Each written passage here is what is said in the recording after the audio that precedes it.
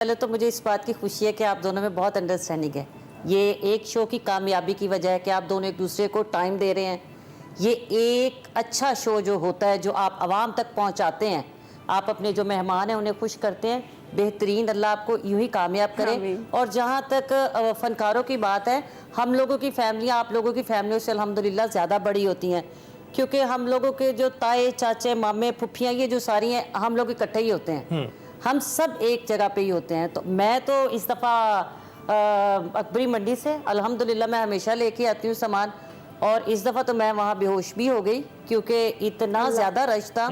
اور جہاں تک مہنگائی کی بات ہے تو کسی چیز کو بھی اب ہاتھ تو پڑ نہیں رہا. اور پتہ نہیں وہ بکرے کا گوشت کہہ رہا تھا, میں نے تو شاید پچھلی بقرہ عید پہ کھایا تھا. میں خود کماتی ہوں لیکن میں سچ میں کہہ رہی ہوں کہ اب تو مٹن جو ہے وہ ان لوگوں کو نصیب ہے ماشاءاللہ, کیونکہ یہ جہاں جاتے ہیں ان کو تو پروٹوکول ملتا ہے, ہمیں تو وہی چکن دے دیں یہی بڑی میرے. صحیح ہے, یعنی مشکل حالات سب کے لیے مشکل ہے. پروفیسر ناصر صاحب, کتنی بدقسمتی کی بات ہے ہمارے لیے, اتنا خوبصورت مہینہ اس کے اہتمام کے لیے باقی جگہوں پہ ہم دیکھیں تو تیاریاں کی جاتی ہیں, ڈسکاؤنٹس لگائے جاتے ہیں, آفرز لگائی جاتی ہیں, لیکن یہاں پر جو صورتحال ہے ابھی ہمارے رپورٹرز نے بھی بتائی اور آپ کو خود بھی پتہ ہی ہے. کیا کہیں گے اس متعلق دین اسلام میں کیا احکامات ہیں, خاص طور پر یہ جو ذخیرہ اندوزی ہے اس کے حوالے سے؟ بسم اللہ والحمدللہ والصلاۃ والسلام علی رسول اللہ. دیکھیں, جب انسان ایک معاشرے میں رہتے ہیں تو کچھ سرٹن ذمہ داریاں ریاست کی ہوتی ہیں جو تبلیغ سے کسی حد تک تو ہم بہتری کر سکتے ہیں لیکن وہ پوری نہیں ہو سکتی. یہ جو لاقانونیت ہے, یہ جو ذخیرہ اندوزی ہے, پھر مہنگائی ہے, اس کے بارے میں اللہ اس کے رسول کے احکامات سے کوئی بھی شخص ایسا نہیں ہے جس کو پتہ نہ ہو. ایسا نہیں ہے کہ یہ جہالت کی وجہ سے ہو رہا ہے.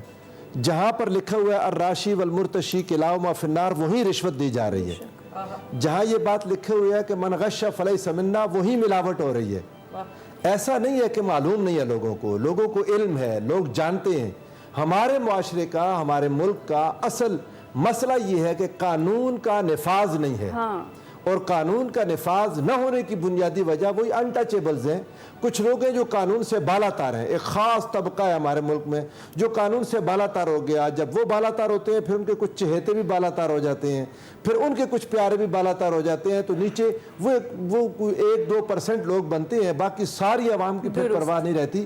تو یہ ایک بنیادی ایک سوال یہ ہے کہ ہمارے ہاں جب باقی ساری دنیا میں, ایون اسلامی ممالک میں, آپ مشرق وسطیٰ میں چلے جائیں, آپ عرب ممالک میں چلے جائیں, ماہ رمضان میں چیزیں سستی ہوتی ہیں, عید کے موقع پر چیزیں سستی ہوتی ہیں. دنیا کے باہر چلے جائیں جہاں پر جب کرسمس یا ایسٹر آتا ہے اتنے ریٹس کم ہو جاتے ہیں کہ ایک عام آدمی بھی اپنے سال کی آگے 6 مہینوں کی جو خریداری ہے وہ بھی کر لیتا ہے کہ آج کل کا موقع ہے آپ خریداری کر لیں. ہمارے یہاں کیا ہوتا ہے, ہفتہ 10 دن پہلے میں نے اپنی والدہ کو سنا, میرے چھوٹے بھائی کو کہہ رہے تھے کہ روزے آنے لگے ہیں, پیاز اور ٹماٹر زیادہ لے لو. ایک یہ بھی ہماری عادت بھی چیزوں کو مہنگی کرتی ہے کہ ہمیں چونکہ ایک یقین ہو گیا کہ ماہ رمضان میں مہنگائی ہوگی, اس یقین کے تحت ہم زیادہ خریدتے ہیں تو ہمارا یہ یقین دوبارہ پختہ ہوتا ہے چونکہ ہمارے خریدنے کی وجہ سے چیزیں مہنگی ہو جاتی ہیں. ایک ذمہ داری گورنمنٹ کی اپنی ذمہ داری ہے کہ وہ ان کو پتہ ہے کہ ایک چیز کی طلب بڑھ جانی ہے. مثلا ہم پاکستان میں کھجور صرف رمضان میں کھاتے ہیں, یا جب ہم عمرے پر جاتے ہیں کوئی واپس آ کے عمرے سے ہمیں دیتا ہے کھجور تو وہ ہم کھاتے ہیں. ویسے ہمیں بکرا کوئی نہیں کھلاتا, آپ کلیئر کر دو. اچھا, بکرا اسی وقت ہوتا ہے جب کوئی کسی بچے کا عقیقہ ہوتا ہے تو بکرا ملتا ہے, یا بچہ قربان ہونے والا عید قربان پر جب آتا ہے تو اللہ تعالیٰ نصیب کرتے ہیں. لیکن کچھ لوگ ہیں جو اس وقت کھائی جا رہے ہیں اور بے حساب کھا رہے ہیں. تو یہ چیز ہمارے معاشرے کے اندر جو اصل بیماری ہے وہ یہ ہے کہ لوگ زیادہ تر خریداری کر کے اپنے عام عوام بھی اپنے گھروں میں رکھنے کی کوشش کرتے ہیں, اس سے چیزوں کی کمی ہو جاتی ہے. اب جب کھجور کی ضرورت ہے تو اس کا طریقہ کار دنیا ساری میں کیا کرتے ہیں پتہ ہے, مطلب دنیا بھر میں اس مسئلے پر کنٹرول پایا جا چکا ہے. طریقہ ہمارے حکمرانوں کو بھی معلوم, ہمارے جو نافذ کرنے والی قوتیں ہیں انہیں بھی معلوم ہے, لیکن عمل کوئی نہیں کرتے.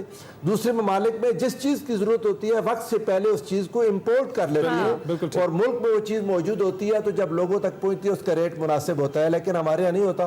اب کھجور کی ضرورت بنی ہے تو ایک عام سی کھجور جو عام حالات میں کھائی نہیں جاتی اس کا ریٹ وہاں پہنچ چکا ہے جہاں شاید پتہ نہیں عام حالات میں اچھی بھلی 1300 روپے کلو کھجور, وہ جو 250 روپے ملتی تھی, میں کہنی میں تو گھبرا ہی گئی نا. ماشاءاللہ ہماری ایک فیملی الحمدللہ رب العالمین, اور پھر الحمدللہ ہم لوگ کیونکہ ایک محلے میں رہتے ہیں، گلی میں رہتے ہیں، پھر ہماری سب لوگوں کا ملنا جلنا، دوستی، پھر گارڈز ہیں، کوئی مولوی صاحب ہیں، یہ سب لوگ 1300 روپے کلو، 1500 روپے کلو.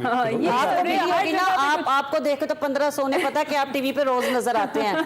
ٹھیک ہے، اب انہیں آج کل لوگ دیکھ رہے ہیں. اچھا میں آپ کو بتاتا ہوں، میں عرض کروں، اس وقت مکہ مدینہ میں اجوا کا ریٹ پاکستانی حساب سے وہ بنے گا 1400-1300. اچھا 20 ریال کے اندر اچھی اجوا مل جاتی ہے اس وقت. اس کو پاکستان کو 74 سے جب ضرب دے دیں، یہ عام ہماری کھجور جو کھائی نہیں جاتی اس ریٹ پر وہاں اجوا میسر ہے. وہ خیر اس ملک کی اپنی